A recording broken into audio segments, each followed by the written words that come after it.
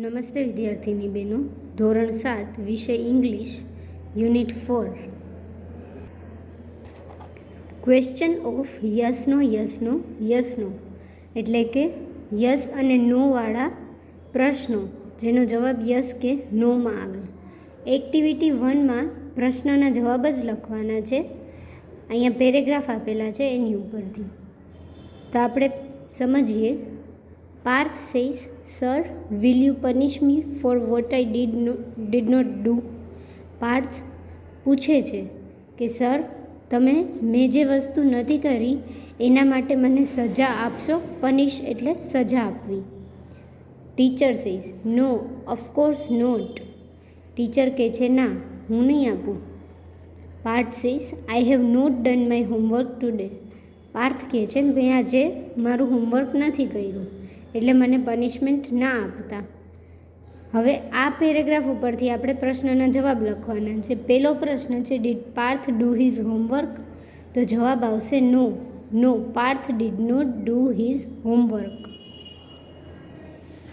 બીજો પ્રશ્ન છે will the teacher punish Parth? તો શું શિક્ષક ટીચર છે એ પાર્થને પનિશ કરશે? તો yes, the teacher will punish Parth. Teacher છે એ પાર્થને પનિશ કરશે કારણ કે તેને હોમવર્ક નથી કર્યું એટલે. Teacher will punish Parth because the teacher will punish Parth because he has not done his homework. કેમ કે પાર્થે તેનું હોમવર્ક કરેલું નથી એટલે બીકોઝ પછી આપણે લખશું he has not done his homework. હવે બીજો પેરેગ્રાફ છે તુષાર અને જીગરની વાત છે. Tushar says, "Jigar, your father was black a few months ago."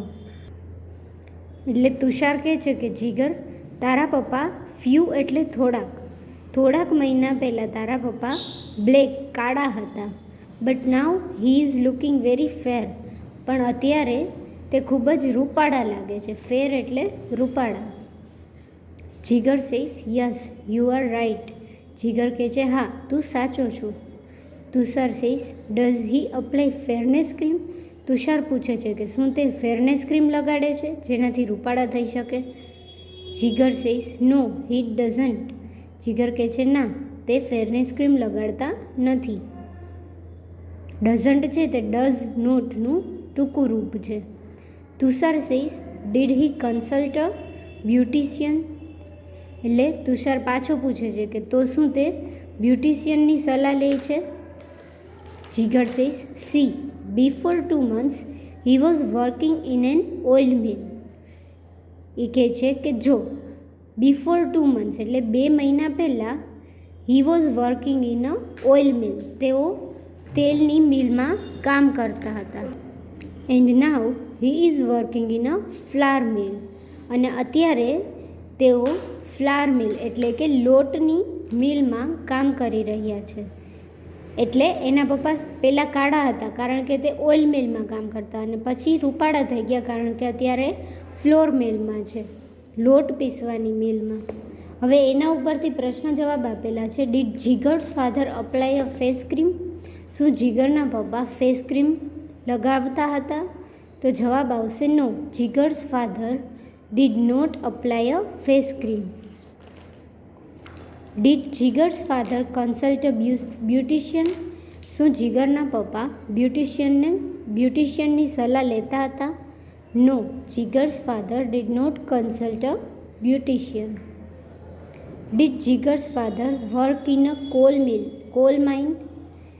ત્રીજો પ્રશ્ન છે કે શું જીગરના પપ્પા કોલ માઇન એટલે કે કોલસાની ખાણમાં કામ કરતા હતા? કોલ એટલે કોલસો અને માઇન એટલે ખાણ. તો જવાબ આવશે નો, ના, Jigar's father did not work in coal mill. જીગરના પપ્પા કોલસાની ખાણમાં કામ કરતા ન હતા. એના પછીનો પેરેગ્રાફ છે teacher says, "why are you late today?" Teacher પૂછે છે કે તું આજે મોડો શું કામ થયો? તો Chintu says, "sir, I got up a bit late today." Sir, આજે હું થોડોક મોડો ઉઠ્યો. બીટ લેટ એટલે થોડોક મોડો. આઈ વોઝ ઇન અ હરી, તો હું ખૂબ જ ઉતાવળમાં હતો. I pressed the toothpaste very hard. તેથી ટૂથપેસ્ટને મેં બહુ જોરથી પ્રેસ કરી, દબાવી. And the whole paste come out. અને બધી જે અંદર પેસ્ટ હતી તે બહાર નીકળી ગઈ. આઈ tried very hard two put the paste back into the tube. એટલે મેં તે પેસ્ટને પાછી અંદર નાખવા માટે ખૂબ જ ટ્રાય કરી, ઘણી કોશિશ કરી કે હું એ પેસ્ટને પાછી ટ્યુબની અંદર નાખી શકું. I tried for more than a hour but I failed. મેં 1 કલાકથી પણ વધારે સમય માટે તેને અંદર નાખવાની કોશિશ કરી, પણ એમાં હું ફેલ ગયો. Than I started for school. અને પછી હું સ્કૂલે આવવા માટે તૈયાર થયો. સો આઈ રીચ લેટ. અને તેથી હું મોડો આવ્યો. હવે એના ઉપરથી પ્રશ્ન જવાબ આપેલા છે. પહેલો પ્રશ્ન છે, did Chintu gate up on time? શું ચિન્ટુ તેના ટાઈમે ઉઠી ગયો હતો? તો જવાબ આવશે નો. પહેલી જ લાઈન હતી, I got up a bit late today. એટલે જવાબ આવશે no. Chintu did not get up on time. પછી બીજો પ્રશ્ન, did Chintu try to put the paste back into the tube? Did he succeed?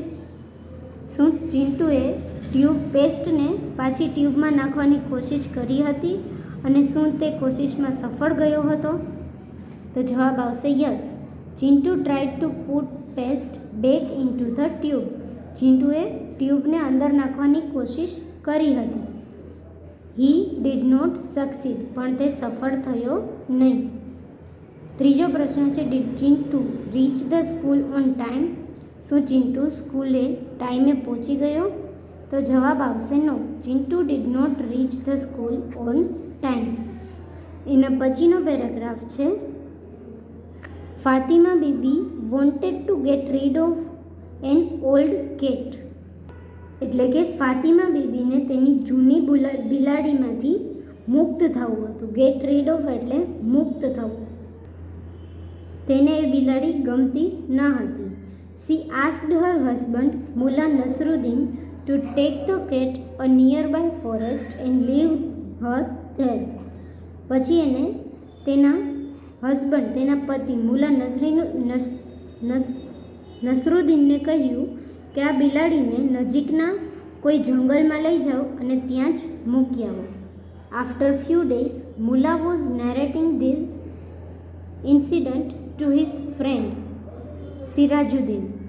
અને થોડાક દિવસ પછી મુલા નસરુદ્દીન છે તે આ બધી ઘટના તેના એક મિત્ર સિરાજુદ્દીનને કહી રહ્યા હતા.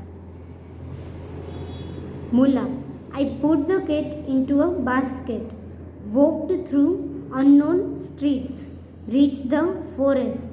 એટલે મેં બિલાડીને બાસ્કેટની અંદર નાખી, પછી walked through the unknown street એટલે અજાણી ગલીઓમાંથી ચાલ્યો, રીચ ધ ફોરેસ્ટ અને જંગલ સુધી પહોંચ્યો. I took many trails running, turning round and reach the dense grove. Dense grove એટલે ગાઢ જંગલ. એટલે હું ઘણી બધી ગોળ ગોળ પગદંડીઓ પર ચાલ્યો. ટ્રેલ્સ એટલે પગદંડીઓ. અને એક ગાઢ જંગલમાં પહોંચ્યો. Then I opened the basket and the cat jumped out. અને પછી મેં બાસ્કેટ ખોલ્યું અને બિલાડી તેમાંથી કૂદીને બહાર નીકળી ગઈ. Siraj says, so finally you got rid of the cat. Did Fatima thank you? તો અંતે તમને તે બિલાડીમાંથી મુક્તિ મળી, તો શું ફાતિમાએ તમારો આભાર માન્યો? Mulla says, no, Fatima thank the cat. ફાતિમાએ બિલાડીનો આભાર માન્યો. સિરજ પૂછે છે, વાય સો? એવું કેમ? Mulla says, I come back home because of the cat. હું મારા ઘરે પાછો બિલાડીને કારણે આવ્યો. આઈ ફોલોડ હર. એની પાછળ ચાલતા ચાલતા હું મારા ઘરે પાછો આવ્યો. એટલે તે જંગલમાં જઈને રસ્તો ભૂલી ગયા હતા અને બિલાડી ઘરનો રસ્તો ગોતી અને પહોંચી ગઈ. એટલે એની બિલાડીની પાછળ ચાલતા ચાલતા પાછા ઘરે પહોંચ્યા. એટલે ફાતિમાએ બિલાડીને થેન્ક યુ કીધું. પહેલો પ્રશ્ન, did Fatima Bibi like the cat? જવાબ આવશે no, Fatima Bibi did not like the cat. બીજો છે, did Mulla get rid of the cat? તો જવાબ આવશે yes, Mulla get rid of the cat. ત્રીજો પ્રશ્ન છે, did Mulla the way to his home forget the way to his home? શું મુલા પોતાના ઘરે જવાનો રસ્તો ભૂલી ગયા હતા? તો જવાબ આવશે yes, Mulla forgot the way to his home. હા, તેઓ પોતાના ઘરે જવાનો રસ્તો ભૂલી ગયા હતા.